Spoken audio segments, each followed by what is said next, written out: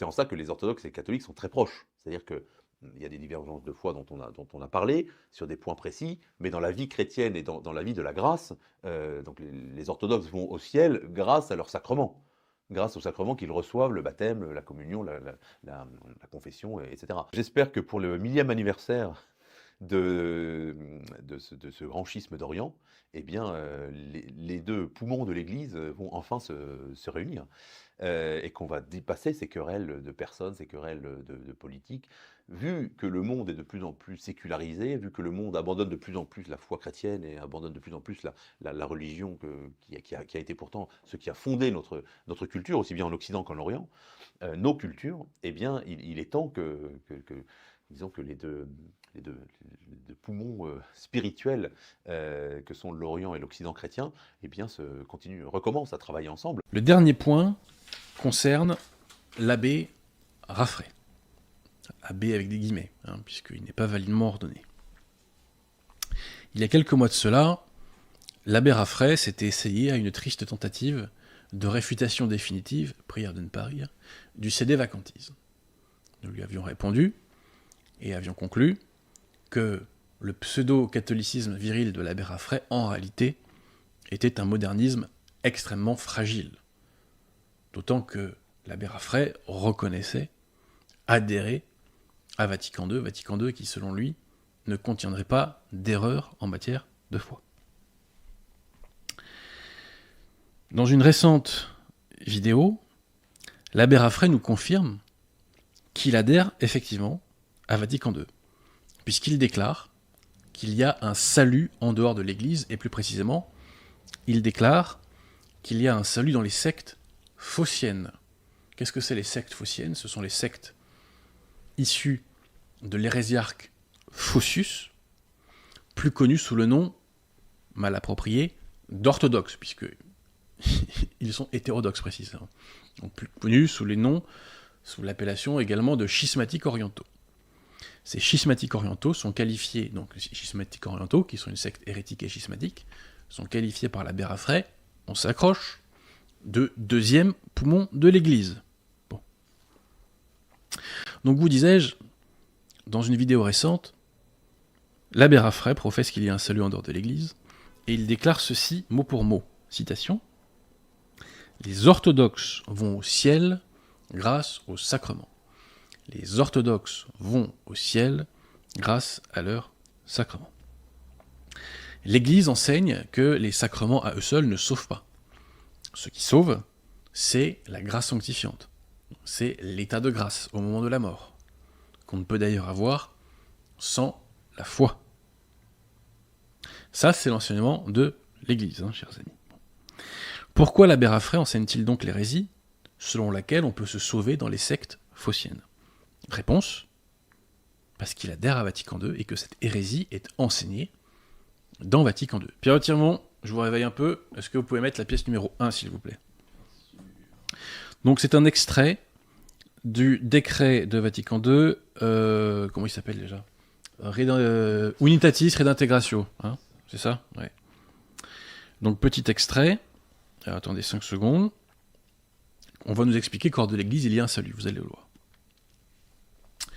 Donc en conséquence, ces églises et communautés séparées, donc là le texte vise les sectes hérétiques et schismatiques, je précise bien, bien que nous croyons qu'elles souffrent de déficiences, ne sont nullement dépourvues de signification et de valeur dans le mystère du salut.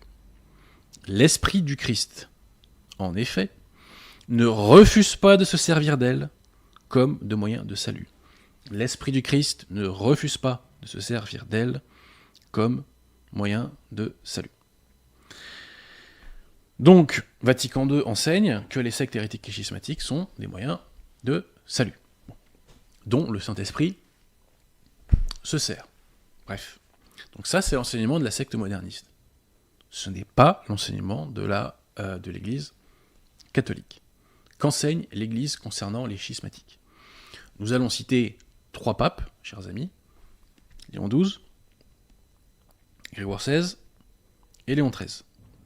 Grégoire XII va nous dire que dans le cadre des sectes schismatiques, on n'a pas accès au ciel. Grégoire XVI va le confirmer en disant que même si on a des bonnes mœurs, on n'a pas accès au ciel lorsqu'on est schismatique. Et Léon XIII rajoutera que les sacrements reçus en dehors de l'Église sont infructueux tant qu'on n'a pas abandonné les erreurs de la secte dans laquelle on a reçu les sacrements. Pierre de Tirmont, C'est moi. pièce numéro 2, s'il vous plaît. Donc tout d'abord, je vais vous citer l'encyclique de Léon XII qui s'appelle Ubi Primum. Vous me dites quand c'est bon. C'est bon. Alors, citation de Léon XII. On va voir si, comme l'abbé Raffray, il nous dit que les schismatiques peuvent se sauver avec leur sacrement. Il est impossible au Dieu véritable d'approuver toutes les sectes qui professent de faux enseignements et de conférer à leurs membres des récompenses éternelles. Il est impossible de conférer des récompenses éternelles aux membres des sectes. C'est écrit mot pour mot, chers amis. Poursuivons. Donc on va au mot schisme cette fois-ci. On va poursuivre avec Grégoire XVI. On y est presque. Qui nous dit, voilà. Donc, dans son encyclique Summo Iugiter Studio, il nous dit: quiconque s'est séparé de l'Église catholique, quel que soit son état de vie, n'aura pas la vie éternelle. Quiconque s'est séparé de l'Église catholique, quel que soit son état de vie, donc même si on a des bonnes mœurs, n'aura pas la vie éternelle, mais a gagné la colère de Dieu à cause de ce seul crime qu'il a abandonné son union avec le Christ. Hors de l'Église, il n'y a pas de salut. Et Léon XIII nous disait ceci au sujet de la petite Église: ils n'ont plus les sacrements sauf le baptême, qu'ils confèrent, dit-on, sans solennité aux enfants. Baptême fructueux pour ceux-ci, pourvu qu'à l'âge de discrétion, ils n'adhèrent point au schisme. Baptême fructueux, pourvu qu'à l'âge de discrétion, ils n'adhèrent point au schisme.